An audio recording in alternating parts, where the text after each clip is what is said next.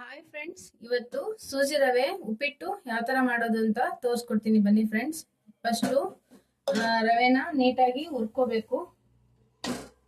Low ಫ್ಲೇಮಲ್ಲಿ ಇಟ್ಕೊಂಡು ನೀಟಾಗಿ ಒಂದು ಸ್ವಲ್ಪ ಬ್ರೌನ್ ಕಲರ್ ಬರೋವರೆಗೂ ಹುರ್ಕೋಬೇಕು ಫ್ರೆಂಡ್ಸ್. ಈ ತರ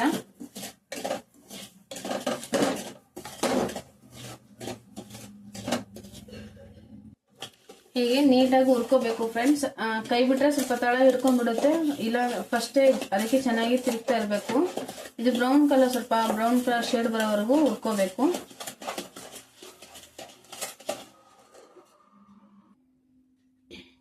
ಹಾಗೆಯೇ ಇವಾಗ ಮೆಣಸಿನ್ಕಾಯಿ, ಈರುಳ್ಳಿ, ಟೊಮಾಟೊ, ಹಾಗೆ ಕೊತ್ತಂಬರಿ, ಒಂದೆರಡು ಸ್ವಲ್ಪ ಕರಿಬೇವು ತಗೊಂಡಿದ್ದೀನಿ. ಹಾಗೆಯೇ ಕಡಲೆಬೇಳೆ ಹಾಗೆ ಉದ್ದಿನಬೇಳೆ ತಗೊಂಡಿದ್ದೀನಿ.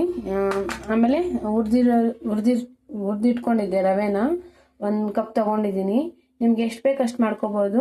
ನನಗೆ ಸ್ವಲ್ಪ ಬೇಕು, ಅದಕ್ಕೆ ನಾನು ಸ್ವಲ್ಪನೇ ಮಾಡ್ಕೊತಾ ಇದ್ದೀನಿ. ಬನ್ನಿ ಫ್ರೆಂಡ್ಸ್, ಯಾವ ಥರ ಮಾಡೋದು ಅಂತ ತೋರಿಸ್ಕೊಡ್ತೀನಿ.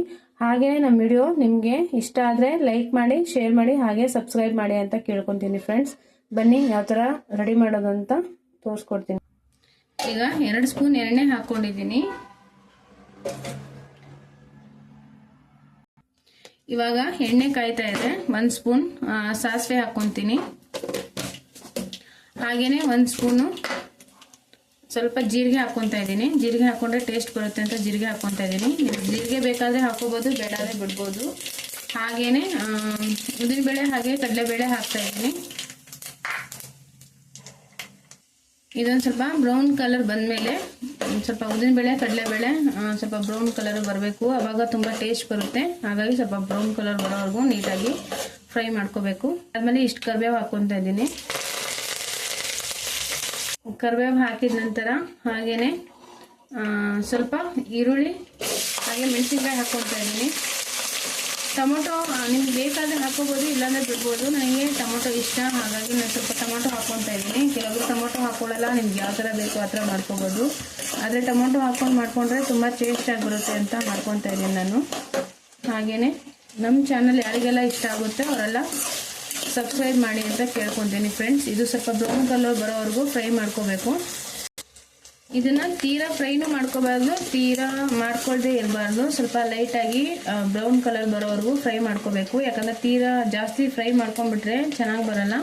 ಹಾಗಾಗಿ ಸ್ವಲ್ಪ ಫ್ರೈ ಮಾಡ್ಕೋಬೇಕು. ಇದನ್ನು ಫ್ರೈ ಮಾಡ್ಕೊಂಡಾದ್ಮೇಲೆ ಟೊಮೊಟೊ ಹಾಕೋಬೇಕು.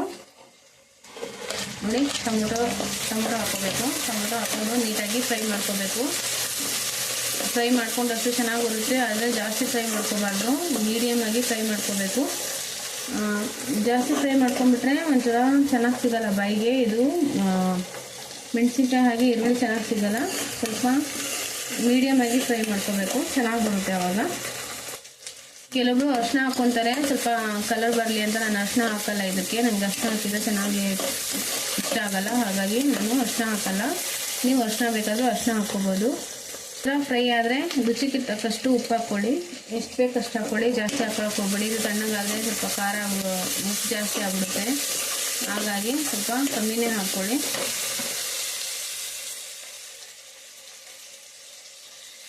ಹಾಗೆ ನಾನು ಮೆಣಸಿನ್ಕಾಯಿ ಜಾಸ್ತಿ ಹಾಕಿದ್ದೀನಿ, ಹಾಗಾಗಿ ಖಾರ ಆಗ್ಬಿಡುತ್ತೆ ಅಂದ್ಬಿಟ್ಟು ಸ್ವಲ್ಪ ಸಕ್ಕರೆ ಹಾಕ್ಕೊತಾ ಇದ್ದೀನಿ. ನೀವು ಸಕ್ಕರೆ ಬೇಕಾದರೆ ಸಕ್ಕರೆ ಹಾಕ್ಕೋಬೋದು, ಇಲ್ಲಾಂದರೆ ಬೇಡ ಆದರೆ ಬಿಡ್ಬೋದು. ನನಗೆ ಖಾರ ಜಾಸ್ತಿ ಆಗುತ್ತೆ, ಮೆಣಸಿನ್ಕಾಯಿ ಜಾಸ್ತಿ ಹಾಕಿದ್ದೀನಿ ಅಂದ್ಬಿಟ್ಟು ಸ್ವಲ್ಪ ಸಕ್ಕರೆ ಹಾಕ್ತಾಯಿದ್ದೀನಿ.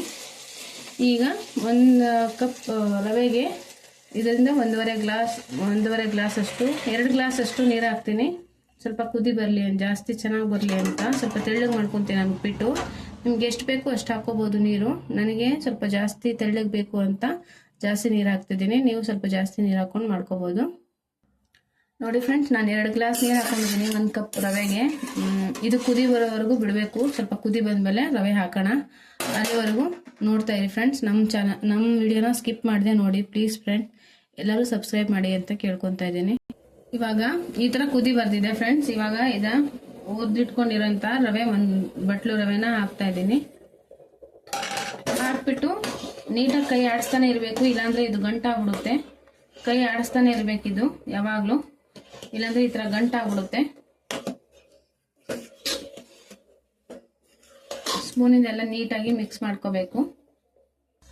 ನೋಡಿ ಫ್ರೆಂಡ್ಸ್, ಈ ಥರ ನೀಟಾಗಿ ಮಿಕ್ಸ್ ಮಾಡ್ಕೋಬೇಕು, ಇಲ್ಲಾಂದರೆ ಗಂಟಾಗ್ಬಿಡುತ್ತೆ. ನೀಟಾಗಿ ತಿರ್ಕೊಂತಾನೆ ಇರಬೇಕು, 1 ನಿಮಿಷನೂ ಬಿಡಬಾರ್ದು. 1 ನಿಮಿಷ 2 ನಿಮಿಷ ಈ ಥರ ನೀಟಾಗಿ ತಿರ್ಕೊಂಡ್ರೆ ಸಕ್ಕತ್ತಾಗಿ ಬರುತ್ತೆ. ಹೋಟ್ಲಲ್ಲಿ ಯಾವ ಥರ ಮಾಡ್ತಾರೋ ಅದೇ ಥರ ಬರುತ್ತೆ. ನಾವು ಹೋಟ್ಲಲ್ಲಿ ಹೋಗಿ ತಿನ್ನೋ ಬದಲು ಮನೇಲೇ ಟ್ರೈ ಮಾಡ್ಕೋಬೋದಲ್ವಾ, ಆ ಥರ ಮನೇಲೇ ಮಾಡ್ಕೊಂಡು ತಿನ್ನಿ. ನಮ್ಮ ವಿಡಿಯೋ ಯಾರಿಗೆಲ್ಲ ಇಷ್ಟ ಆಗಿದೆ ಅವರೆಲ್ಲ ಲೈಕ್ ಮಾಡಿ ಫ್ರೆಂಡ್ಸ್, ಹಾಗೆ ಸಬ್ಸ್ಕ್ರೈಬ್ ಮಾಡಿ ಅಂತ ಕೇಳ್ಕೊತಾ ಇದ್ದೀನಿ. ನೋಡಿ ಫ್ರೆಂಡ್ಸ್, ಲಾಸ್ಟಿಗೆ ಸರ್ವ್ ಮಾಡ್ಕೊಂಡು ತೋರಿಸ್ತೀನಿ ಯಾವ ಥರ ಬಂದಿದೆ ಅಂತ. ನೋಡಿ ಫ್ರೆಂಡ್ಸ್, ಫೈನಲಿಗೆ ಈ ಥರ ಬಂದಿದೆ.